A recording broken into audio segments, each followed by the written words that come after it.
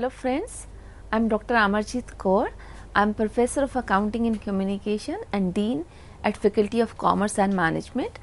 I am a certified management accountant from IME USA and I have about 30 years of experience into education and food industry. So I am very happy to be present here to discuss on listening skills. So this is the second part. We are going to resume on the same topic.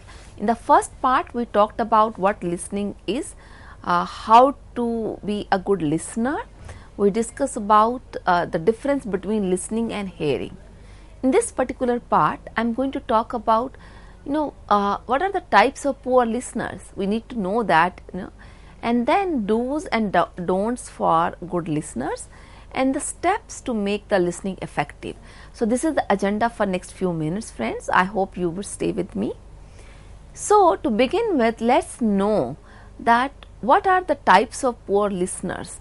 What all those people who think they are good listener but they actually are not, why?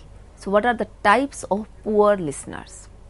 So we categorize them into 5 categories, the poor listeners. The first is the fidgets. Who are the fidgets? That people who are kind of stubborn in listening to others. They say, why are you telling me? I'm not, it's not that I'm not interested, but it's like that, why are you telling me? Why me only? So they are the people known as fidgets. They are poor listeners because this is what they carry all through the time, that why me? Why are you telling me? Right? The second type of listeners are known as the aggressive listeners.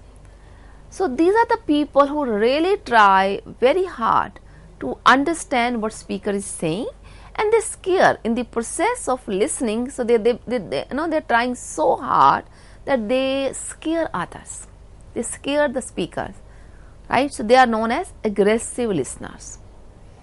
So even they are the poor ones, though they are trying very hard, but they are not going to be considered good listeners. Okay. The third is, we call them as pizzadios. Pizzadios are those who hear ideas, who hear, right? I am not saying the listening. So they don't listen but they hear, but without using any or without understanding the emotion behind the message. So they just hear what is said, word by word, but they do not pay attention to body language, to the gestures, to the emotions the speaker had at that point of time. So somebody said, I am sad. So you just got that he is sad, but you didn't get that how sad he or she was. She was almost crying, nearly crying. You didn't notice that. You didn't, you didn't hear that emotion. You didn't see that emotion. So they are the people who actually are getting the half message because they are ignoring the body language or the emotions. Then we have passive listeners. They are the ones who are actually not interested. They say, I agree whatever you're saying. You actually do not try even to comprehend the message. So they are the passive listeners. They are not involving in the listening process. They are listening, they are actually hearing. So passive hearing is what, so passive action is hearing and active listening is an active process. That's what we discussed in the previous part, right? So these are the kind of listeners who are actually saying, I agree whatever you say. So they are nodding on everything, but actually they are playing on their mobile. Actually they are listening to music. This happens during seminars, conferences. I have seen many audiences actually busy with their personal laptop or with their mobile phone, or listening to music, seeing some video, watching some video, and they are hardly listening to, but they are nodding as if they are listening, which they are not, right? And then lastly we have inaccurate listeners. They are the ones who listen partially and then they are absent. They are thinking something, paying attention to something else. So they are the ones who cannot concentrate, right? So these people they are inaccurate listeners. We call them as they cannot concentrate. Okay. So these are the 5 types of poor listeners. Why I am discussing? Because you cannot be a good listener if you try to be.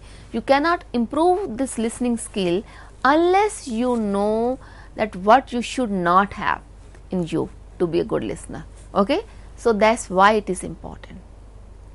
So the art of listening is very important, actually helps businesses, helps everyone everywhere. You know, in a business, because we are discussing in the context of business communication, I will say this art of listening is indispensable for superiors especially. Listening is important for everyone, I am not denying the fact, but it becomes more important and indispensable actually for seniors in the business, at the workplace, because more we grow in our career, we need to spend more time giving ears to others. You know, we say the half of the problem is solved if you pay attention to what your juniors want to say, if you allow them to speak, if you actually listen to them, half of the problem is solved. So if you just pay or give them your ears, okay, so it's always suggested, man, give them ear, so it's fine, they are, half of the problems are solved.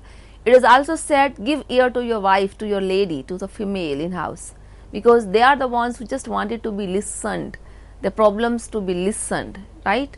They may not expect you to act, but simply sharing what they have in their mind, it solves the problem. Okay, so the second important, why we call it as an important art, is this: it gets you fame and respect. If you are somebody who listens to others, you are spending time to listen to somebody's problem, or you know, some good news, even something, some project, anything.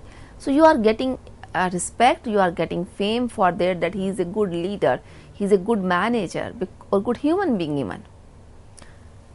The third thing, the third important point is, it shows that you care for and respect others.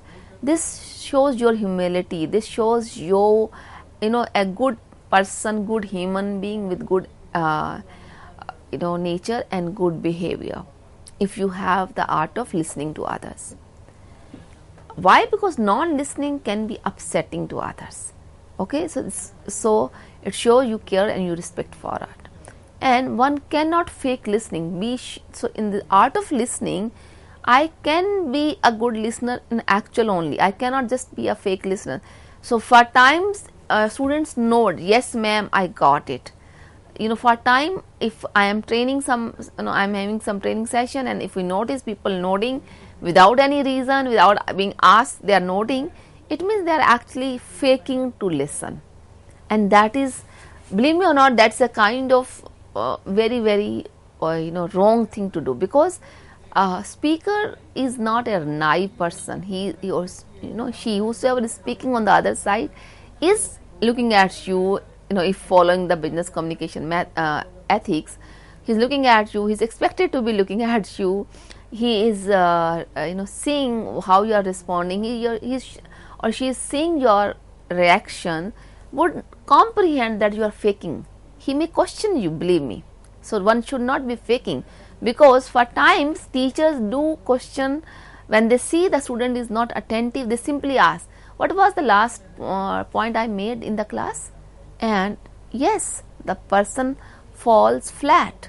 He or she may not be able to answer. He was nodding, right? But teacher is on the opposite side. She or he can watch it very clearly, can see it very clearly, and then your fake listening is going to be caught. So do not quote if you really want to you know, work on the art of listening. The higher one goes, the more it has to be listened.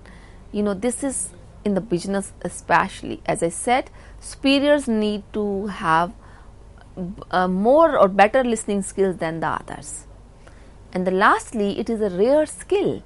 The art of listening is actually rarest of the rare skill. You know, as I said in the beginning, people believe that they have good listening skill, but they actually do not have. So from today onwards, I will urge you to review, do you have good listening skill?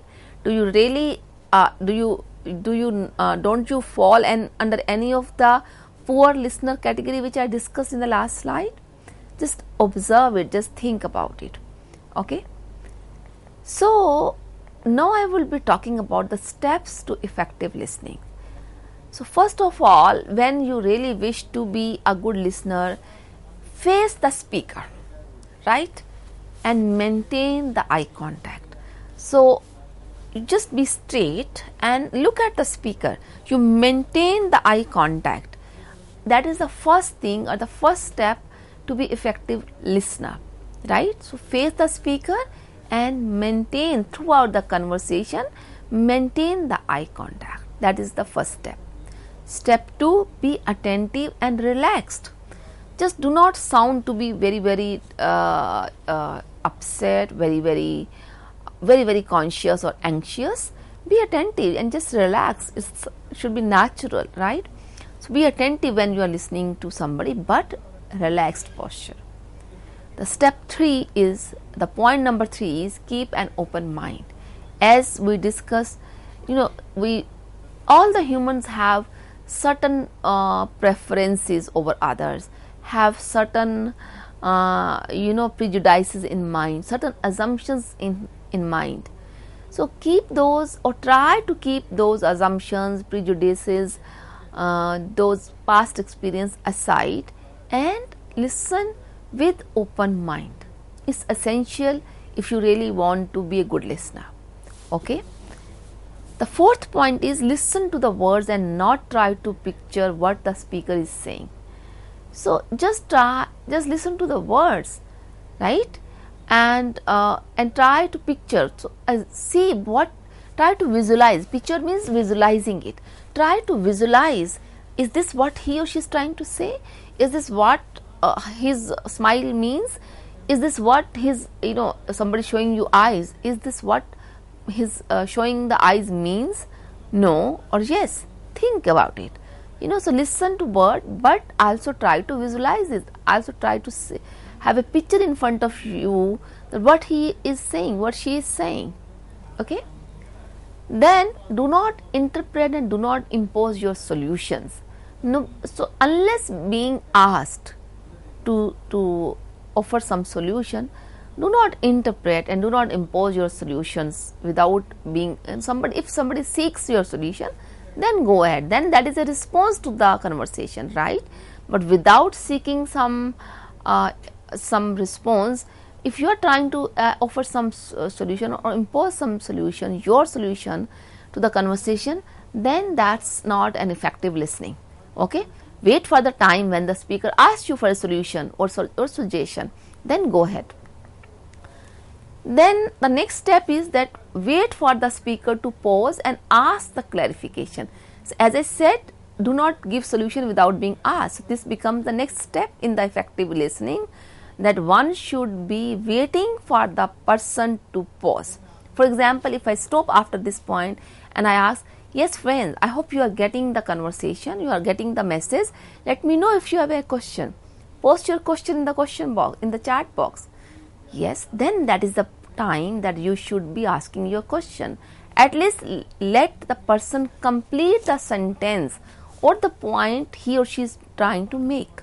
Do not interfere in between the point, in between the half of the statement at all. The next step is ask questions only to ensure understanding. There are times when we observe that people ask questions just to prove that they know something. This happens in classroom, this happens at public forums, at many places. There are people. So if I have some knowledge about the subject which has been discussed, just don't try to prove it all the time.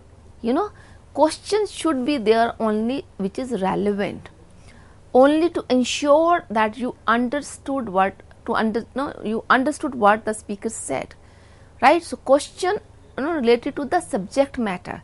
Just don't keep on suggesting or going out of the way talking about something which was not there at all, not discussed at all. So just question to ensure that you did understand what is being communicated, but not just to challenge the speaker, not just to make the speaker bad or make the speaker feel pity or insult or to humiliate. There are people who will question simply to humiliate the speaker. This happens many a times, right? So, do not raise question just to prove that you are superior, you have more knowledge, or just to humiliate or to insult. Ask question only if you think you need to ask to seek better understanding. Only then you are an effective listener. Okay. The next point is that we should try to feel what the speaker is feeling. So, this can happen if we not only pay attention to the words, but we also look at the body language. Many a times, it has been said, we will see a male person, male colleague, male friend, male in the family, the male person you are interacting with could be more serious, could be more sad than what they are saying, or because generally it is assumed in Indian society especially that they don't cry, but we could not see those wet eyes. There were no tears blowing out of eyes, but the eyes were very sad. So try to feel what the speaker is feeling. A speaker may be showing anger in his eyes without using very angry or showing harsh language or angry words, but his eyes were showing that he was angry or she was angry. It happens at family. The mother may be angry to a child, may not shout, or father may be angry, father may not shout, may not speak loud, right, may not use harsh language, but eyes may tell that they nodded but they were not happy, right. So try as a listener, as a good listener, try to feel the speaker's feeling, and that can happen if you really pay attention to gestures, non-verbal communication as well. Okay. Then we should give regular feedback to the speaker. It's not that the lecture is for 1 hour and at the end, after 1 hour, we will clap or we will say, we will ask the question. No. You may at the right time, when the speaker is pausing, you should be asking the question. In case the speaker made a very good point, you can applaud, you can smile, you can show the thumbs up. For example, here in this conversation, if you are watching this video, you can show a thumbs up if you could understand what I am saying, right. So, do not allow or do not wait till the end. So, keep on giving regular feedback to the speaker. That is the key for effective listening and effective communication for that matter. Lastly, pay attention what is not said. So, that is the non-verbal clue. So, do not ever always pay attention to the what has been said. What has not been said, you should try to understand that as well. Maybe person could not speak out of fear, person could not speak out of compulsion, out of any pressure. That happens. No, if dealing with criminals, dealing with especially those people who are dealing with such situation, they need to say what is said or what is not been said. Okay, especially if some very senior person dealing with student is hesitant saying everything. So it's the responsibility of the listener to understand to the non-verbal cues as well. Okay, so we should be a whole body listener. So our eyes should be open, we should sit gently, everything in our body should be involved, not only the ear. If you want to be good listener, you should look straight at the speaker at the top. Your eyes are involved, your mouth is shut, you are looking at you are sitting calm, relaxed. So you are not moving your hands or your feet, and that's how you can be a good listener. So we call it as a whole body listener. So friends, in this part, in the last part of this conversation, I am going to talk about tips for effective listening. What are the do's and don'ts, and we will certainly talk about don'ts as well. So certain tips, certain do's for good listening. Be mentally prepared to listen. You can be good listener. You need to follow all those 10 steps we discussed, but be mentally prepared to listen. if you come with an idea कि मैंने तो सुनना ही नहीं है, बोल ले जो बोलना है, what will happen? Nothing. You really will not get through the idea the other person has. So be prepared to listen. Evaluate the speech and not the speaker. Most of the times, students may like a teacher who is well dressed up. So, so they assess the individual कि ma'am है अच्छा पढ़ा रही हैं, sir अच्छा नहीं पढ़ाते, या सर अच्छा पढ़ाते हैं ma'am. So just they are evaluating the speaker, not the speech. A person who is shabbily dressed up, a person who is from other country, other religion, so you may assume he will speak this only. He will talk about this only. Please, leave the speaker aside from your mind. Just look at, hear to the speech what he or she is trying to say.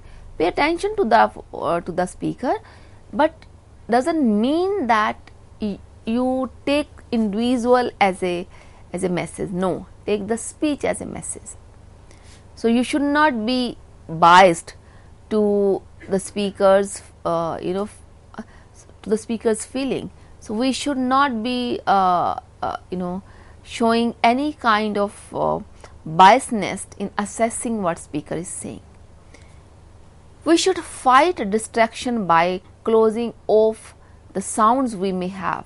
Any source of sound, any source of disturbance should be shut down, should be closed off to make the communication effective. So the surrounding should be made, effective for communication. We should be open-minded, of course, yes. We should be asking questions to clarify and not to overshadow the intelligence of the speaker. We should be paraphrasing from time to time. That's another important tip to be good listener. And send appropriate non-verbal signals time to time. This is really important. You need not to be answering during a conversation, but clapping, nodding, smiling, laughing, all those are the signs that you were involved in the communication. You are a good listener. So that is sending the appropriate non-verbal signals time to time. Okay. What are the don'ts? What you should not be doing?